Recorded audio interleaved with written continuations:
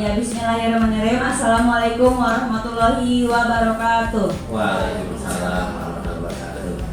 Ya, di sini saya ingin menindaklanjuti hasil dari sosialisasi tentang pemimbasan program sekolah penggerak. Nah, program ini kemarin dilaksanakan di SN 48 Jakarta di daerah Cipayung, Jakarta Timur.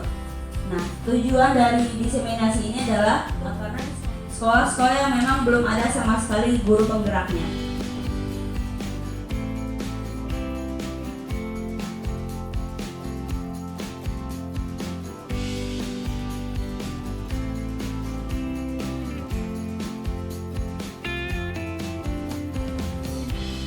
Ya, materi-materinya yang akan dibacakan ini tentang disiplin positif dan nilai-nilai kebajikan, teori motivasi, hukuman, restitusi, keyakinan kelas, kebutuhan dasar manusia, restitusi, 5 posisi kontrol, dan terakhir segitiga restitusi.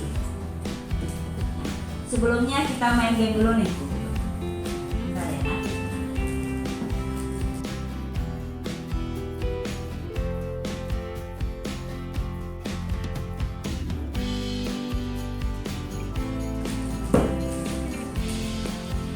Ya, disiapkan.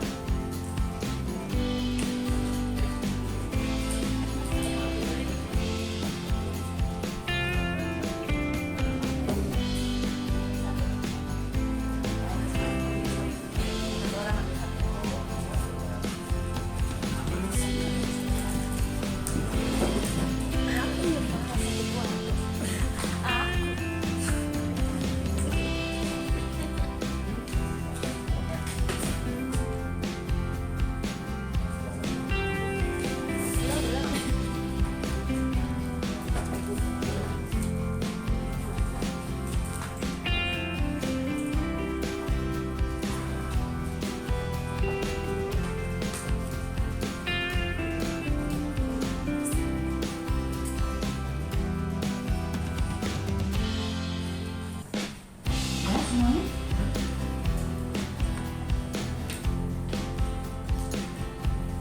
Oke, lanjut. Nah, gamesnya adalah tentang cobalah buka. Apa itu cobalah buka? Nanti Bapak Ibu silakan menuliskan sesuatu yang paling berharga buat Bapak Ibu di kertas post-it yang sudah saya bagikan ya. Silakan ditulis dulu. Sesuatu yang paling berharga untuk Bapak Ibu diri sendiri.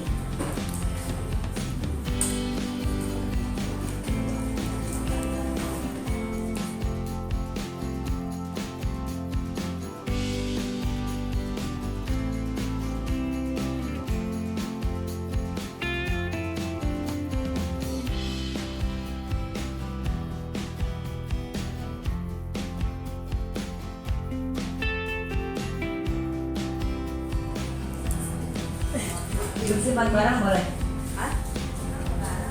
Barang atau sesuatu, pokoknya bersifatnya barang boleh, sesuatu boleh. Jangan ke orang ya, lebih ke barang atau sesuatu yang memang paling berharga banget di hidup Bapak Ibu. Barang benda, nah, boleh. Apa contohnya? Boleh, boleh.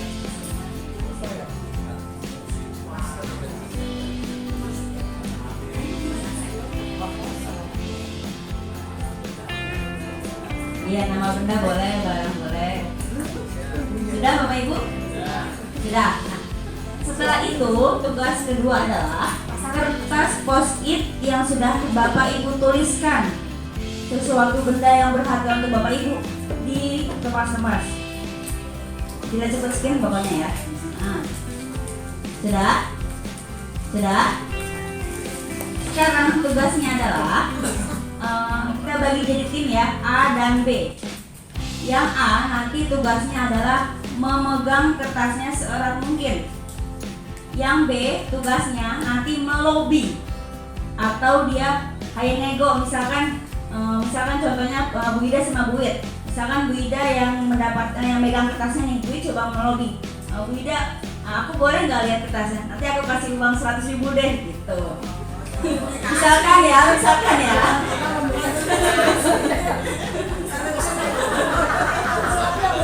Ya atau apa misalkan kata Bu Ida, enggak ini mah penting banget buat saya gitu. Kata Bu, nggak apa-apa deh TKD saya setengahnya buat Bu Ida.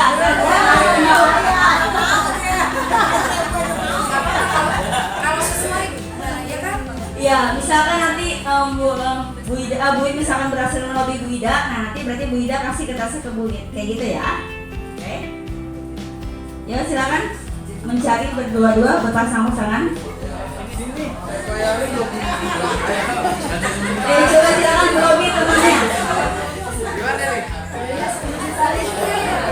Mbak Rahman berarti sama Pak Rizky. Nggak ada apa-apa. Pak Adi sama Pak Rizky.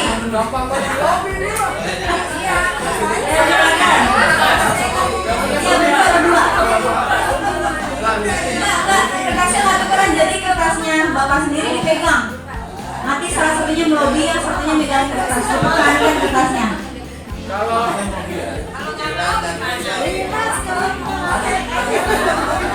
Iya, kalau nggak mau berarti pertahankan terus.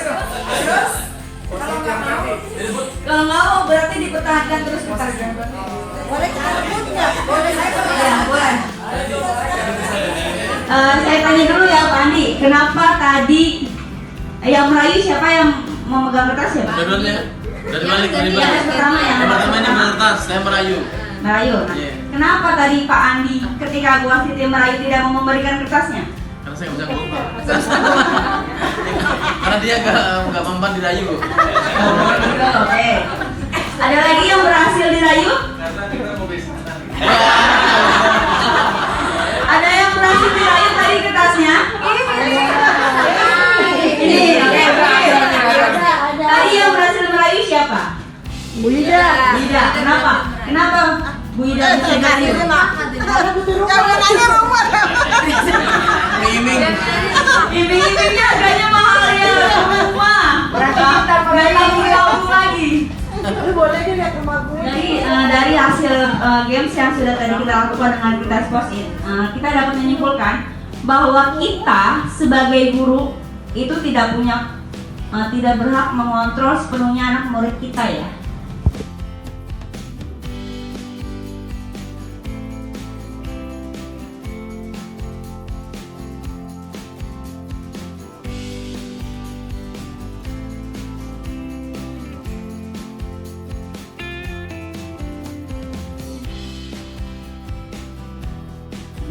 Nah, di sini apa itu disiplin? Nah, disiplin artinya berasal dari bahasa Latin disciplina, yang artinya belajar.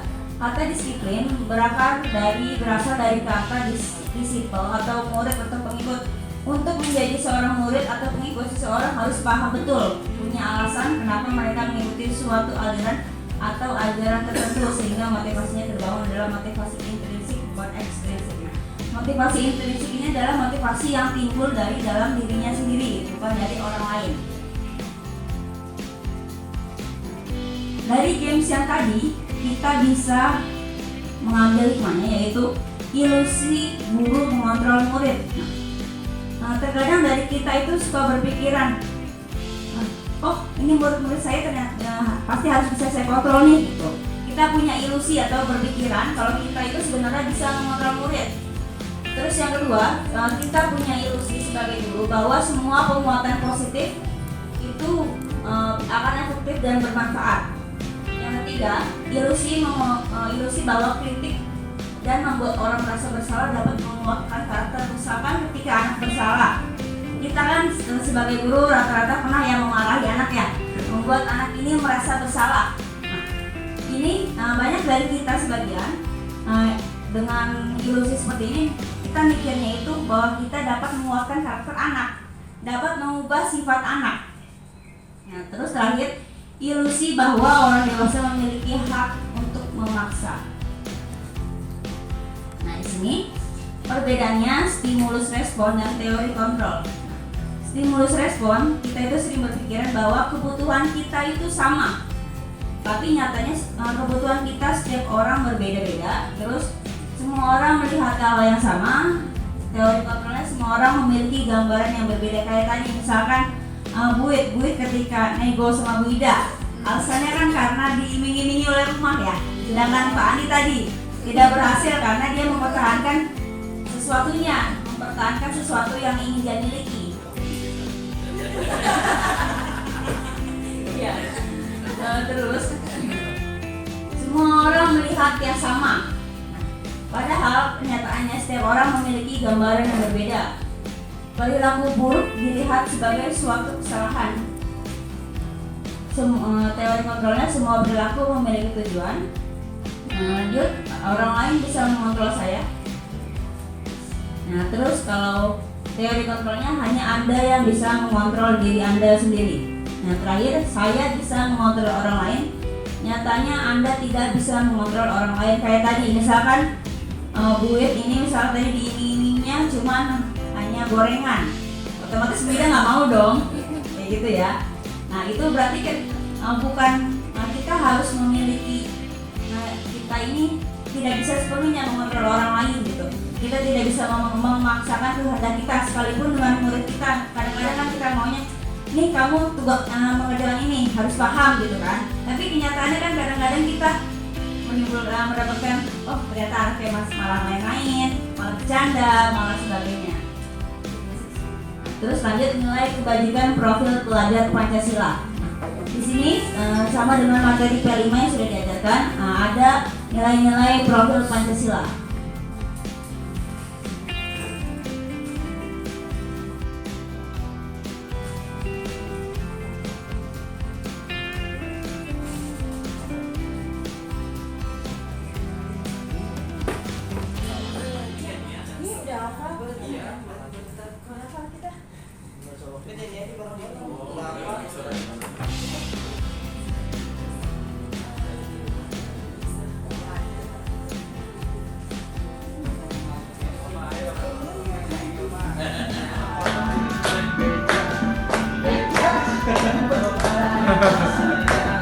Belajar Pancasila, beriman dan bertakwa pada Tuhan Yang Esa dan berakhlak mulia, berkebinekaan global, gotong royong mandiri, kreatif dan bernalar kritis. Belajar Pancasila, beriman dan bertakwa pada Tuhan Yang Esa dan berakhlak mulia, berkebinekaan global, gotong royong mandiri, kreatif dan bernalar kritis.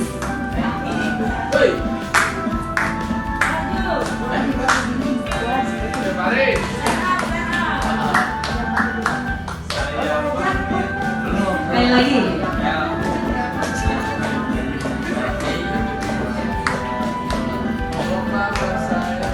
Belajar Pancasila, beriman dan bertakwa pada Tuhan Yang Esa dan berakhlak mulia, berkebinekaan global, gotong royong mandiri, kreatif dan bernalar kritis. Belajar Pancasila, beriman dan bertakwa pada Tuhan Yang Esa dan berakhlak mulia, berkebinekaan global, gotong royong mandiri, kreatif dan bernalar kritis. Kreatif dan bernalar kritis.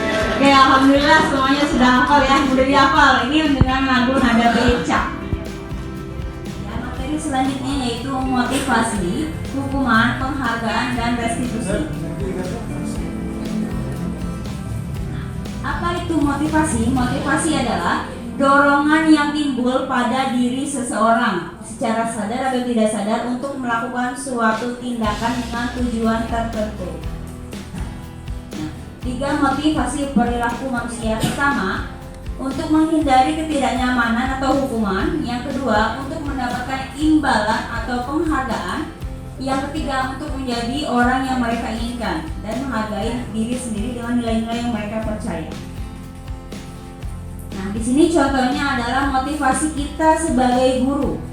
Sebagai seorang guru, saat Bapak Ibu hadir mengajar di kelas tepat waktu, motivasi apa yang mendasari tindakan Bapak Ibu tersebut? Pertama, tidak ingin ditegur atasan karena kita terlambat masuk. Yang kedua, mendapatkan pujian dari atasan. Yang ketiga, menjadi orang yang menghargai waktu, menghargai diri sendiri, dan menjadi teladan bagi murid-murid Anda. Nah, kira-kira motivasi apa yang paling kuat tadi, Bapak Ibu sekalian, ketika kita ingin masuk kelas? Motivasi yang pertama, kedua, atau ketiga?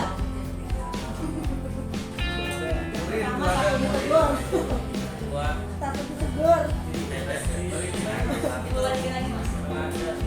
Pertama, tidak ingin ditegur atasan, mendapat pujian dari atasan atau rekan kerja, atau menjadi seseorang yang menghargai waktu. Yang satu, dua, atau tiga? Gak ada karena dipotong TKD. Kalau ada yang kasih pilih. Ya, mudah-mudahan semuanya tiga ya, karena kita sebagai guru harus menjadi teladan yang baik untuk murid-murid kita. Di sini ada sebuah kasus.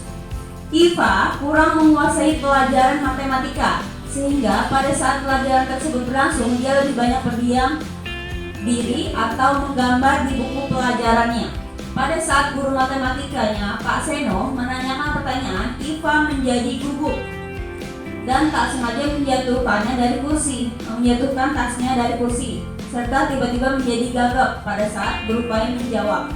Seluruh kelas tertawa melihat perilaku Iva yang berbicara gagap dan terkejut tersebut. Pak Seno pada saat itu membiarkan teman-teman Iva menertawakan Iva yang bergagap malu luar biasa, dan malah meminta Iva untuk maju ke depan, berdiri di depan kelas sambil menunjuk hidungnya karena tidak bisa menjawab pertanyaan dari Pak Seno. Kelas pun semakin gaduh dan anak-anak pun tertawa melihat Iva yang di depan kelas memegang ujung hidungnya. Pertanyaan pertama, apakah Bapak Ibu setuju dengan tindakan Pak Seno terhadap Iva? Mengapa? Ada yang setuju kan? Dari Bu Santi kira-kira kenapa tidak setuju?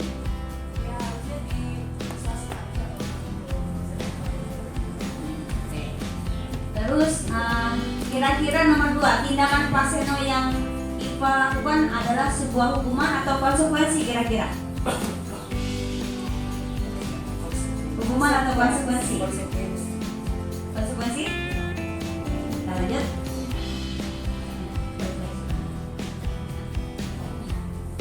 Nah, nanti jawaban dari sini akan kita temukan di slide selanjutnya. Apa itu perbedaan hukuman dan restitusi? Restitusi dibagi jadi 2. Ada yang pertama hukuman atau konsekuensi. Hukuman adalah suatu bentuk sanksi yang diberikan kepada pelaku tindakan pelanggaran hukum sebagai akibat langsung dari tindakannya. Yang kedua adalah restitusi. Restitusi adalah proses menciptakan kondisi bagi murid untuk memperoleh kesempatan untuk memperbaiki kesalahan mereka, sehingga mereka bisa kembali kepada kelompok mereka dengan karakter yang lebih kuat. Nah, di sini ada contohnya. Jika kita memberikan hukuman pada anak, efek yang timbul itu nanti apa? Nah, di sini kalau untuk konsekuensi, contohnya misalkan anak menumpahkan air di mejanya. Kalau kita mau hukum, ayo kamu berdiri di depan kelas, itu namanya kita menghukum. Kalau konsekuensi, kita bisa meminta kalau ke anak untuk mengelapnya langsung, mengelap air tumpahan tersebut ada di meja. Nah, kalau restitusi ini nanti akan merupakan pilihan. Hukuman ini akan membuat anak merasa tidak nyaman untuk jangka panjang. Nah, terus kalau konsekuensi tidak nyaman untuk murid, tapi jangkanya pendek. Nah, sedangkan restitusi akan menguatkan anak-anak dalam waktu yang panjang. Nah, kalau hukuman biasanya pelaku ini yang kita sebut di sini korban. Misalkan ketika ada 2 anak yang berantem, kita mau hukum yang satunya, terus yang korbannya ini akan mendapatkan keadilan. Di sini kalau untuk konsekuensi, korban bisa diabaikan. Misalkan ketika 2 anak sedang bertengkar, kita tahu nih siapa duluan yang mulai, walaupun dia yang salah, ini anak tetap harus dapat konsekuensi karena akibat perbuatannya sudah dia lakukan. Nah, lanjut, kalau hukuman ini cenderung membuat anak akan merasa tersakiti. Kalau konsekuensi membuat anak tidak nyaman. Nah, kalau restitusi akan memberikan anak penguatan. Ini ya kurang lebihnya. Contohnya kalau hukuman ini peraturannya apa, kamu harus apa. Kalau untuk konsekuensi, apa peraturan ukurannya, mampukah kamu melakukannya? Seperti itu. Nah, terus kalau untuk restitusi, apa yang kamu yakini? Apakah yang bisa kamu lakukan untuk memperbaiki masalah? Misalkan lagi kayak tadi, anak tidak mengerjakan PR. Pasti mana ya dari kita langsung menghukum anak. Misalkan menulis di kertas, saya akan mengerjakan PR sebanyak 1 halaman penuh. Itu namanya hukuman. Kalau kalau konsekuensi, dia misalkan ditanya, kamu tahu kan kita waktu awal kelas sudah membuat peraturan. Kira-kira konsekuensi apa yang akan dilakukan ketika kamu tidak mengerjakan PR? Misalkan waktu istirahatnya dipakai untuk mengerjakan PR, itu konsekuensi.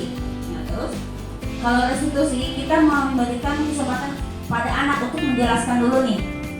Oh, kamu sudah tidak mengerjakan PR nih sebanyak 2 kali. Nah, kira-kira mereka tuh kita harus meyakinkan mereka nih. Kamu mau melakukan apa kalau kedepannya tidak mengerjakan tugas? Itu namanya restitusi.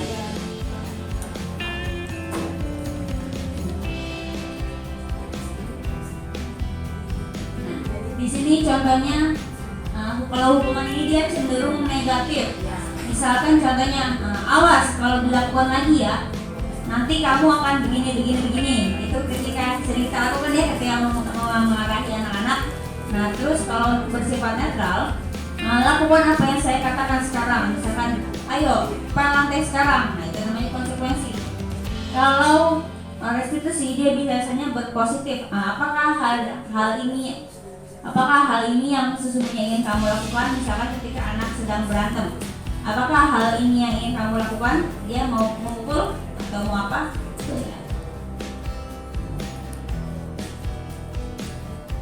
Nah ini dampaknya kalau kita sering memberikan anak hukuman, anak akan cenderung marah, merasa bersalah, merasa rendah diri, dan mengasingkan diri. Terus kalau konsekuensinya, kehilangan hak anak, waktu jeda seorang diri, dan pemahaman. Yang restitusi, anak tidak akan kehilangan waktu namun bersemangat untuk memperbaiki diri. Hukuman biasanya dibuat oleh guru. Kalau konsekuensi biasanya dilakukan oleh guru dan anak. Nah restitusi juga sama. Nah sekarang kita tebak-tebakan dulu nih Bapak Ibu. Mencatat 100 kali di dalam buku kalimat saya tidak akan terlambat lagi karena anak terlambat ke sekolah. Kira-kira ini hukuman atau konsekuensi? Hukuman? Oke. Lanjut, membersihkan coretan yang dibuatnya di meja tulis. Hukuman atau konsekuensi? Oke. Berdiri di depan kelas sambil mengangkat kaki satu karena tidak menjawab pertanyaan. Menggantikan kertas tugas teman yang telah dicoret-coret. Membersihkan tumpahan air di meja tulis karena tersenggol pada saat belajar. Dari sini kita sudah bisa membedakan ya Bapak Ibu, mana yang merupakan konsekuensi dan mana yang merupakan hukuman. Ada kasus lagi nih. Ibu Anas, guru kelas 2 SD, mendapatkan masalah. Murid-muridnya tidak bisa berdiri tertib di depan kelas, selalu berebutan ingin masuk ke dalam kelas setelah jam istirahat usai. Ini tentunya sangat mengganggu proses pembelajaran, di mana kelas tidak dapat dimulai tepat waktu karena Ibu Anas sibuk menenangkan murid-muridnya. Akhirnya Bu Anas berpikir cepat dan mengandalkan stiker bintang. Setiap murid-muridnya akan masuk kelas. Usai jam istirahat, Bu Anas akan mengiming-iminginya dengan stiker bintang. Siapa yang dapat berdiri lurus dan berbaris rapi, maka akan mendapatkan bintang dari Bu Anas. Sebagian besar murid-muridnya menyambut tantangan tersebut dan langsung berdiri rapi dan mendapatkan stiker bintang. Hal ini dilakukan Bu Anas selama berminggu-minggu karena cukup berhasil membuat murid-muridnya rapi berdiri di depan pintu. Sampai suatu saat Bu Anas sakit dan terpaksa digantikan oleh Pak Heru. Pak Heru tidak mengetahui tentang stiker bintang dan benar saja pada saat mau masuk ke kelas usai jam istirahat, murid kelas 2 kembali berebutan. Kira-kira apa yang terjadi dan mengapa? Kenapa awalnya dia sudah rapi, terus tiba-tiba ketika gurunya sakit jadi berantakan lagi?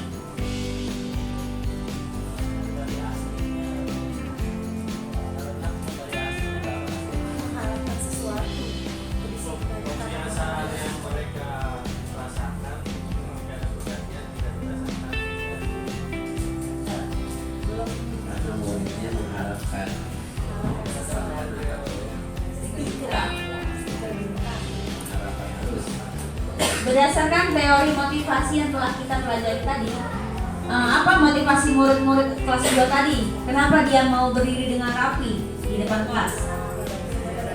Mendapatkan penghargaan ya, atau mendapatkan reward. Nah, kira-kira adakah cara lain agar murid-murid kelas 2 itu bisa antri tanpa mendapatkan stiker bintang? Apa?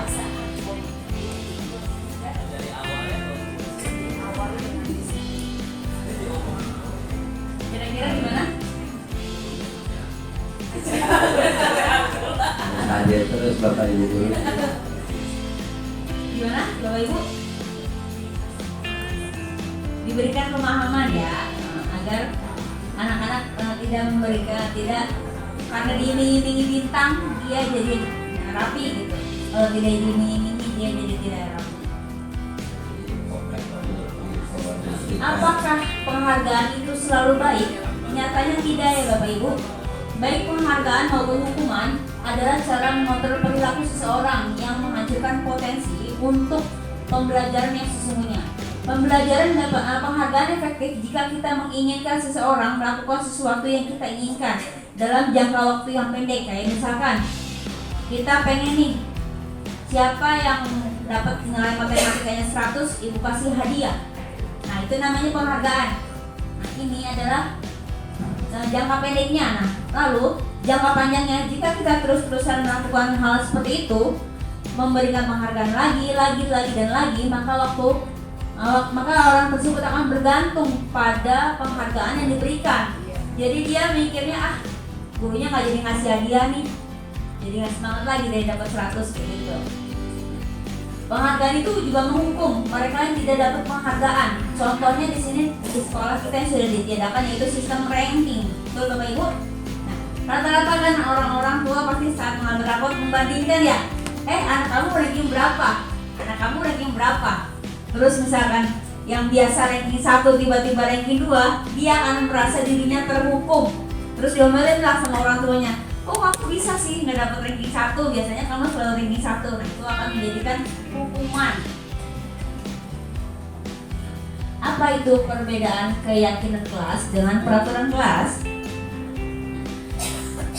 Peraturan adalah tatanan, sedangkan keyakinan adalah kepercayaan dan sebagainya yang sungguh-sungguh. Kepastian ketentuan. Bila peraturan maka hal tersebut berasal dari luar individu. Misal peraturan sekolah, maka yang menentukan adalah sekolah tersebut. Sedangkan keyakinan mengacu dari dalam diri individu tersebut. Kepercayaan apa yang sungguh-sungguh dipegang, nilai apa yang diyakini. Cara membuat keyakinan kelas. Kita pertama-tama di sini keyakinan kelas dan peraturan kelas berbeda ya. Pertama-tama kita menyuruh anak misalkan untuk menuliskan mau buat perjanjian apa nih di kertas post-it boleh. Terus anak-anak akan mencatat.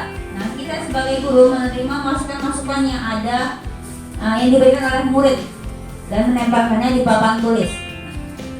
Terus keyakinan ini kita sesuaikan dengan prosedurnya.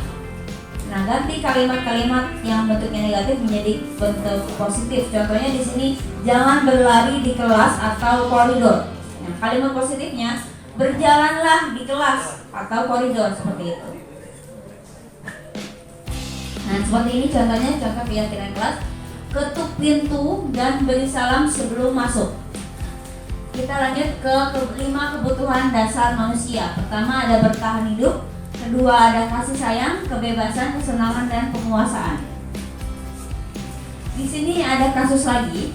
Ibu Ambar, guru wali kelas 2A SD Pelita Hati, sedang bingung menghadapi ulah salah satu muridnya di kelas. Namanya Doni. Beberapa anak di kelas 2A telah datang padanya dan mengeluhkan Doni yang seringkali meminta bekal makan siang mereka secara paksa. Jika Anda menghadapi situasi seperti Bu Ambar, apa yang akan dilakukan? Kira-kira apa alasan Doni melakukan hal-hal itu? Kira-kira kenapa si Doni ini cenderung memaksa mengambil bekal anaknya? Lapar. Iya karena lapar. Oke. Ada lagi? Tidak dibawakan bekal. Oke. Ada lagi? Lingkungannya preman. Oke. Ada lagi? Kemudian dikasih uang jajan.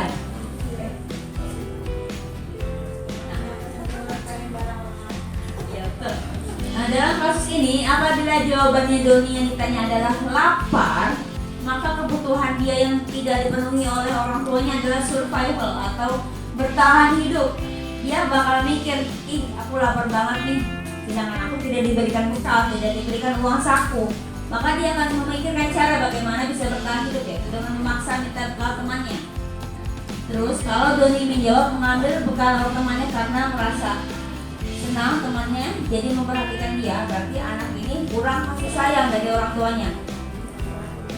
Ya misalkan ketika anak ngambil bekal nih, terus kan anak ngadu ke gurunya ngadu ke orang tuanya. Nah orang tuanya jadi peduli sama dia. Mungkin kan ini si Doni ini di rumah juga kurang diperhatikan oleh orang tuanya. Nah terus kalau jawabannya Doni, dia merasa hebat karena teman-temannya jadi takut. Kan kadang anak-anak kita juga ada yang memiliki super power ya, kayak jagoan lah ibaratnya gitu. Kayak mikirnya biarin aja nih, pasti dia takut nih kalau aku paksa pasti dia akan ngasih nih ke aku gitu. Nah itu dia mau memenuhi kebutuhan dasarnya kekuasaan. Nah kalau jawabannya Doni karena dia bosan dengan bekal makanan yang dibawa ibunya, nah, itu karena dia ingin mencoba makanan dari teman-temannya yang beraneka ragam. Mungkin misalkan ibunya setiap hari cuma membawakan nasi goreng atau mie goreng. Dia melihat temannya yang membawa nugget. Jangankan Doni ya Bu, yang kelas 2, kadang-kadang kita juga waktu SD lihat ih kok dia bekalnya enak banget sih gitu. Sedangkan bekal kita seadanya kan kadang kita ada inisiatif yang meminta gitu. Sekarang juga masih ada ya. Terus kalau Doni menjawab kelakuannya karena iseng dan ingin menikmati ekspresi wajah teman-temannya karena diambil makanannya, nah berarti dia hanya ingin melihat kesenangan, dia hanya ingin ngisengin teman-temannya gitu. Dengan mengisengin teman-temannya dia akan merasa puas. Nah, seperti itu. Kita lanjut. Ada 5 posisi kontrol restitusi, yaitu penghukum, pembuat rasa bersalah, teman, pemantau, dan manajer. Ya, di sini ada contohnya 5 posisi kontrol dan penjelasannya.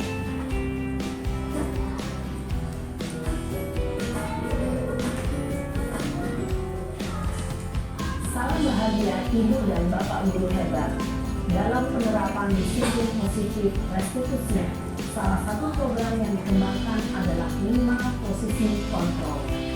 5 posisi kontrol dalam restitusi adalah proses perjalanan seorang pendidik agar dapat mengenali dirinya.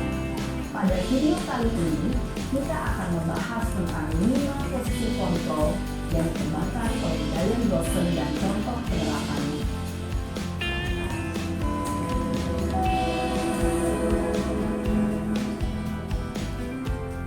5 posisi kontrol itu adalah 1.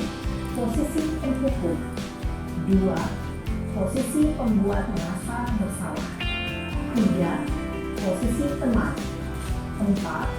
Posisi pemantau atau monitor. Dan 5. Posisi manajer. Untuk lebih memahami 5 posisi tersebut, mari kita saksikan kasus Naren yang terlambat hadir 20 menit di sekolah dan melihat bagaimana kelima posisi kontrol dalam menghadapi masalah tersebut.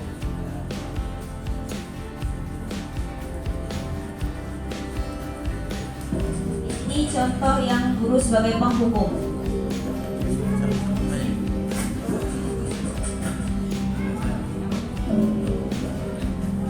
Naren, sini kamu. Selamat pagi Bu.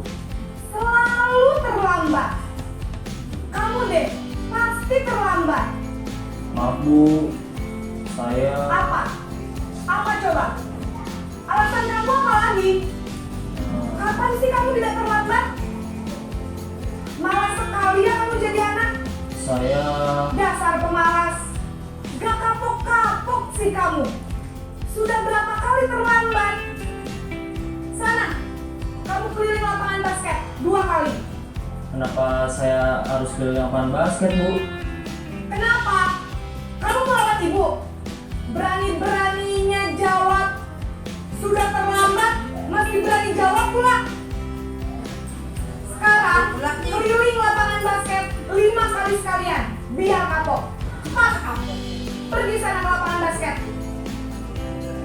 tadi adalah contoh yang guru Posisi sebagai pemukul biasanya berbicara dengan nada tinggi, menghardik, menunjuk-nunjuk, menyakiti, dan menyindir. Hukuman bisa berupa fisik maupun psikis. Ibu dan bapak guru hebat.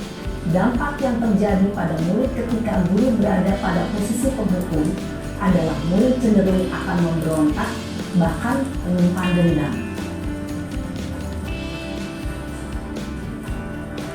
Lanjut yang kedua, posisi guru ketika membuat merasa bersalah. Sama tadi. Sama. Nextnya. Naren,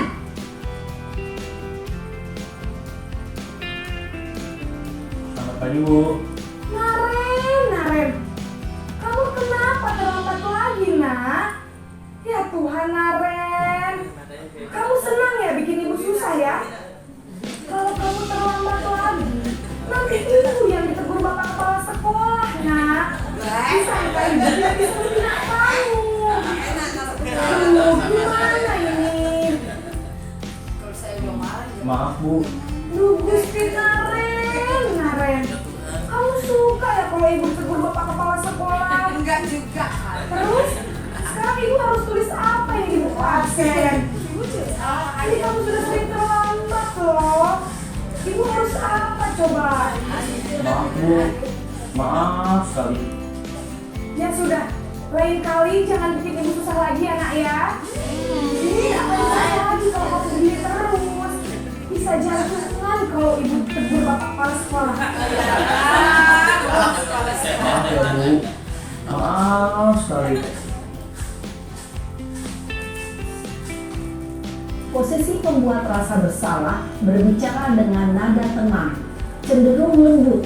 Namun kata-kata yang diutarakan membuat murid merasa menjadi orang yang gagal, memandang buruk dirinya sendiri, merasa tidak berharga, dan tidak sanggup membahagiakan orang lain. Ketika guru mengambil posisi pembuat rasa bersalah, murid akan menganggap dirinya yang bersalah dan ia akan menyimpan emosi negatif tersebut di dalam dirinya. Selanjutnya posisi teman.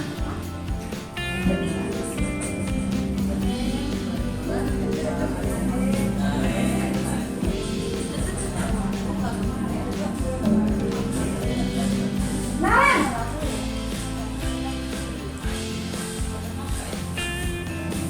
Selamat pagi Bu.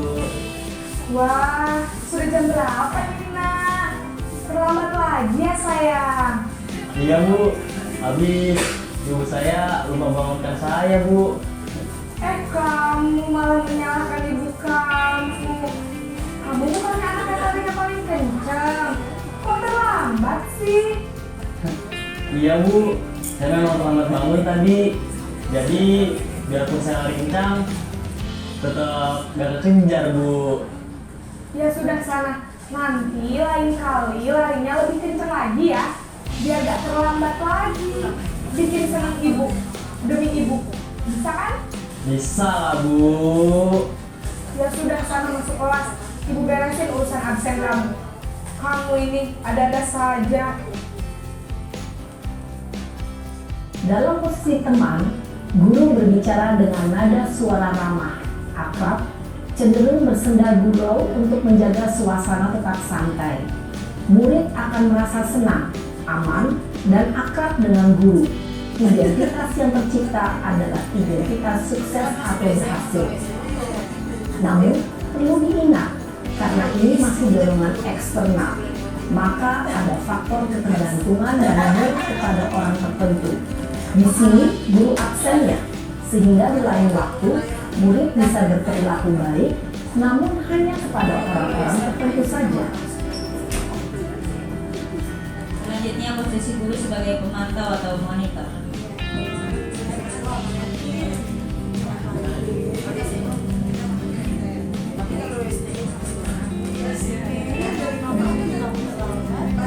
Naren,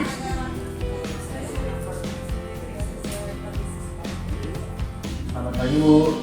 Naren, apa peraturan sekolah kita tentang jam berapa kita harus masuk sekolah, nak? Kita harus di sekolah jam 7 Bu.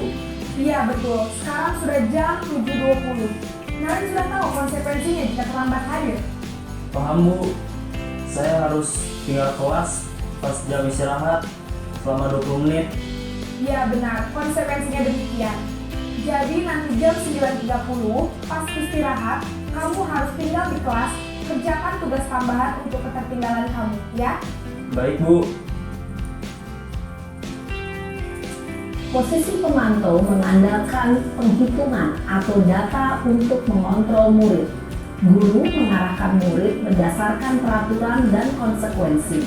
Seorang pemantau menunjukkan bahasa tubuh dan ekspresi wajah yang datar dan cenderung formal.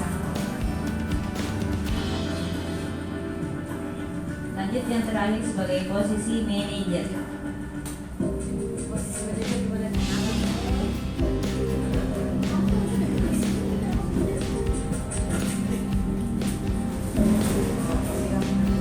Naren!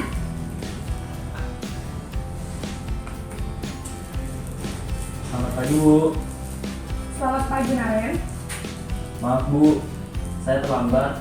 Iya, sekolah masuknya jam 7, sekarang sudah jam 7.20. Jadi sekarang bagaimana ini Naren? Maaf Bu, saya lupa setel alarm saya semalam. Baiklah, menurut kamu, keyakinan sekolah yang mana yang perlu kamu tingkatkan? Menghargai diri sendiri dan orang lain mungkin ya Bu. Setuju. Jadi, apakah Naren meyakini prinsip saling menghormati tersebut? Iya Bu, saya meyakininya. Apakah Naren bersedia memperbaiki masalah keterlambatan ini? Bersedia Bu. Bagaimana kamu akan perbaiki masalah keterlambatan ini? Saya akan coba untuk tidak lupa menyetel alarm saya Bu. Baik, kalau Naren lupa menyetel alarm di rumah, ada orang yang kira-kira bisa bantu mengingatkan tidak?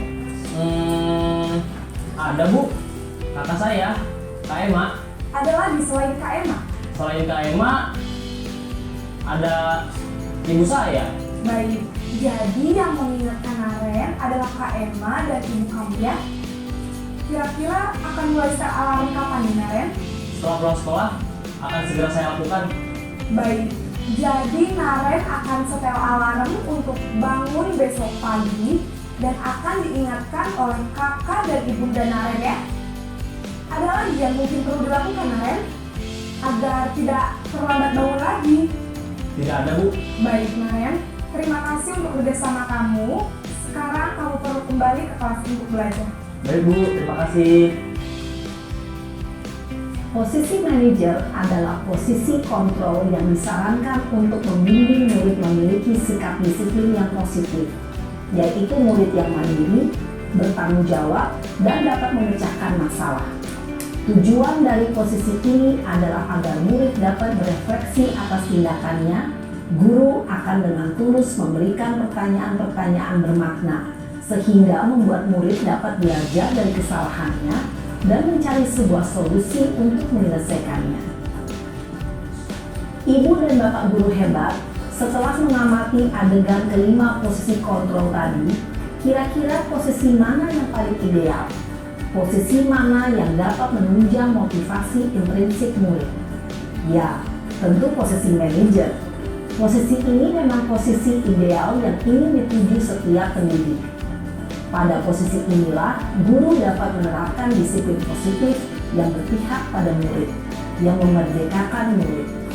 Perjalanan seorang pendidik tentunya tidak mudah untuk sampai pada posisi seorang manajer.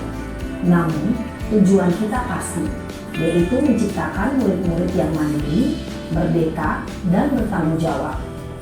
Semoga penggambaran 5 posisi kontrol yang telah diperlihatkan ini dapat menjadi ajang refleksi bagi kita semua, agar dapat terus mengasah dan menerapkan disiplin positif yang memerdekakan murid. Mari terus berlatih dan bersemangat. Selamat menerapkan. Salam dan bahagia Ibu dan Bapak guru hebat.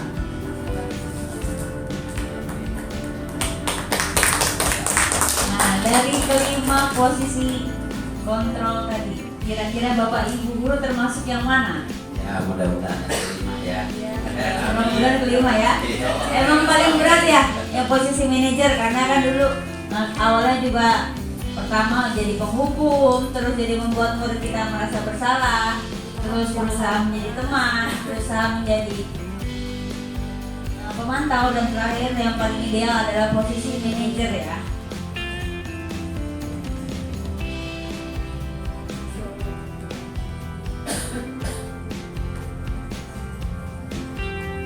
Selanjutnya ada segitiga restitusi.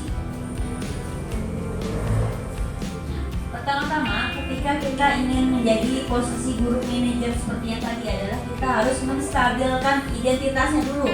Ketika anak itu berbuat salah, kita pertama yang kita lakukan adalah menstabilkan dirinya dia dulu. Misalkan anak terlambat, nah, jangan langsung kita memarahi dia. Kita tanya dulu, kita stabilkan diri dia dulu. Berbuat salah itu tidak apa-apa. Tidak ada manusia yang sempurna. Saya juga pernah melakukan kesalahan seperti itu. Kita bisa menyelesaikan ini. Bapak Ibu tidak tertarik mencari siapa yang salah, tapi Bapak Ibu yang mencari solusi dari permasalahan ini. Nah, jadi ketika kita mendapatkan anak yang bermasalah, kita stabilkan dulu identitasnya dia. Kita ibaratnya kita ademin dulu lah anaknya gitu.